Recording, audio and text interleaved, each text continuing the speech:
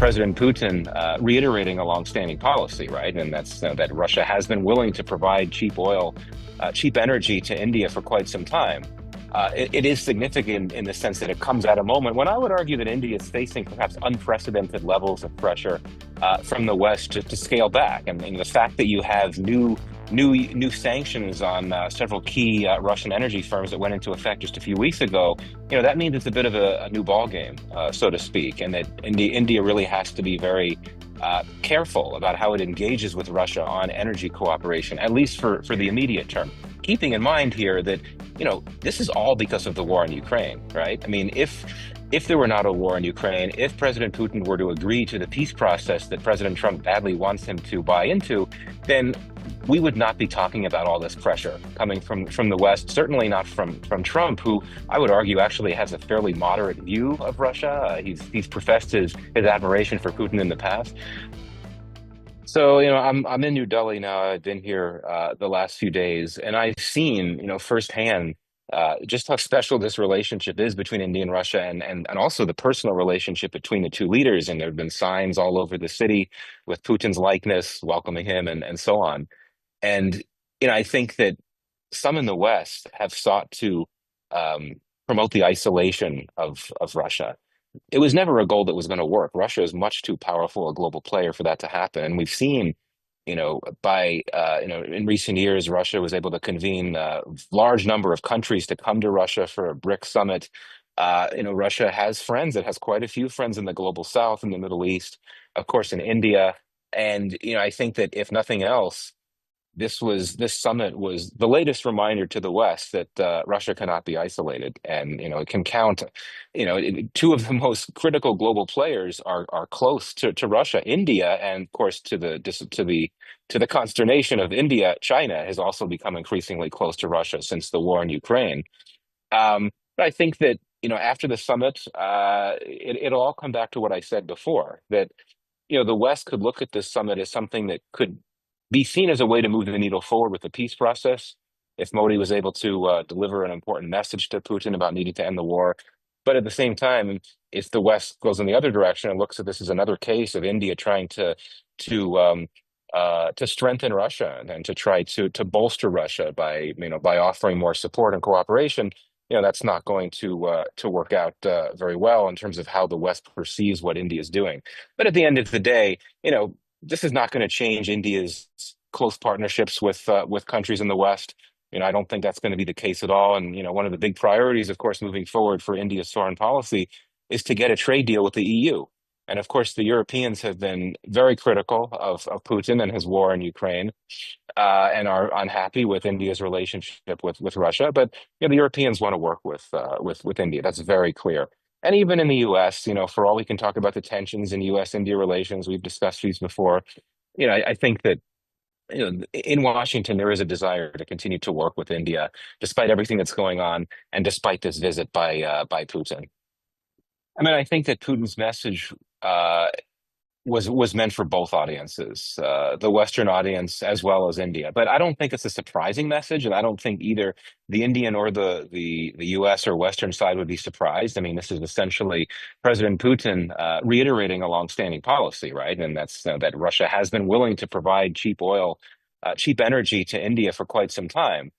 It is significant in the sense that it comes at a moment when I would argue that India is facing perhaps unprecedented levels of pressure from the West to scale back, and the fact that you have new sanctions on several key Russian energy firms that went into effect just a few weeks ago, that means it's a bit of a new ball game, so to speak, and that India really has to be very careful about how it engages with Russia on energy cooperation, at least for the immediate term. Keeping in mind here that this is all because of the war in Ukraine, right? I mean, if there were not a war in Ukraine, if President Putin were to agree to the peace process that President Trump badly wants him to buy into, then we would not be talking about all this pressure coming from the West, certainly not from Trump, who I would argue actually has a fairly moderate view of Russia. He's professed his admiration for Putin in the past.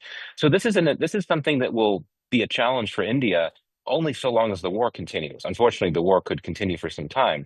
But bottom line, the way I see it, India, I don't think India certainly welcomed this message, but I don't think it was surprised from it. Whereas in the U.S. and the West, also no surprise. I think that it would certainly intensify the unhappiness that you have in the West about just how much Russia and India have been willing to work together when it comes to energy cooperation. Well, I mean, the joint statement that came out of the summit was indeed quite expansive, which is not a surprise. It highlighted all types of areas of cooperation, from military cooperation to indeed energy, to many other aspects of commercial collaborations, as well as infrastructure, cultural cooperation. There was a lot there, which is what one would expect.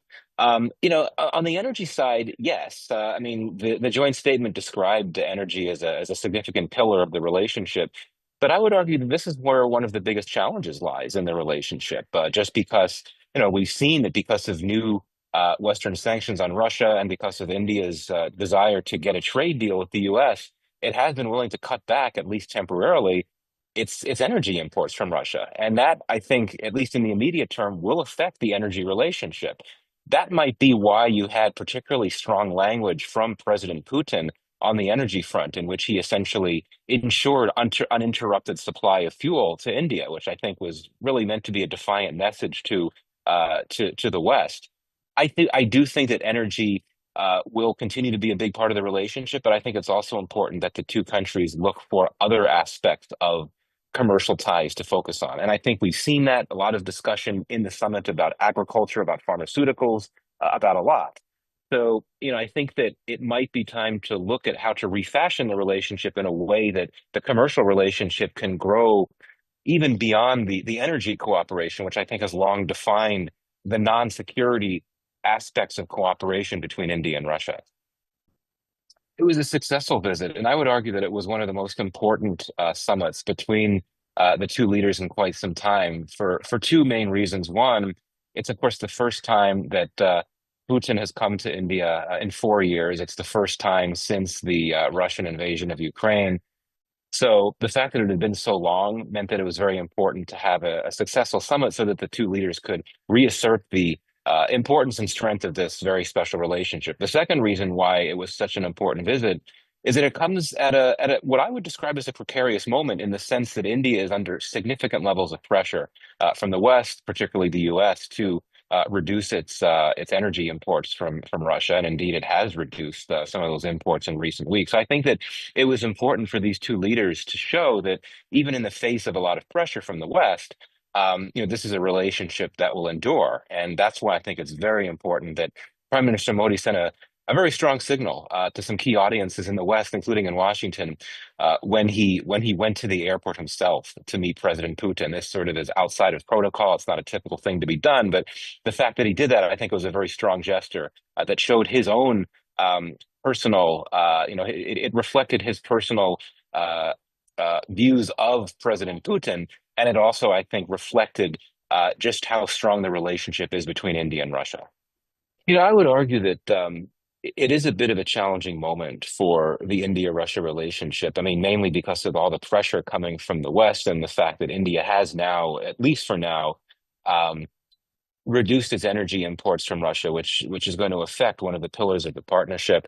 And I think that one could also look at the security aspects of cooperation, where we've seen some delays in getting Russian military equipment to India. And I think that the war in Ukraine makes things even more complicated, because I think that one cannot ensure that these weapon shipments will make it to India on in Ukraine with its war there. And energy and arms have really been two of the key aspects of cooperation between the two.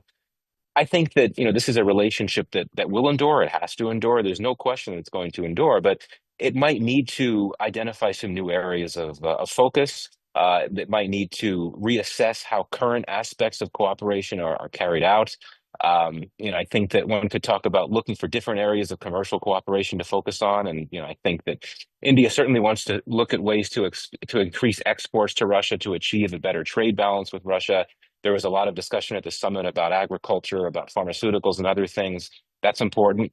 I think that the cultural cooperation aspect of this relationship is critical. Both publics have a lot of love for the other side. So I think that that would be good. The joint statement did emphasize cultural cooperation, so cultural connects are important to look at.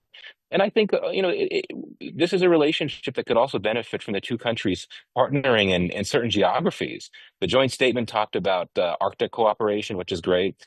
But one thing that I've argued is that Central Asia could be a place where these two countries can look to work more closely together. India has been trying to increase its access to Central Asia. It's been trying to build up ties with Central Asia. For geographic reasons, it's not that easy to do. I think Russia can be helpful because of its own influence in that region. And of course, China has its own influence in Central Asia. Pakistan has been trying to increase its own access to Central Asia. So I think that India working with Russia, its good friend Russia, could perhaps help advance India's goals in that region. So that's one other thing that I would highlight.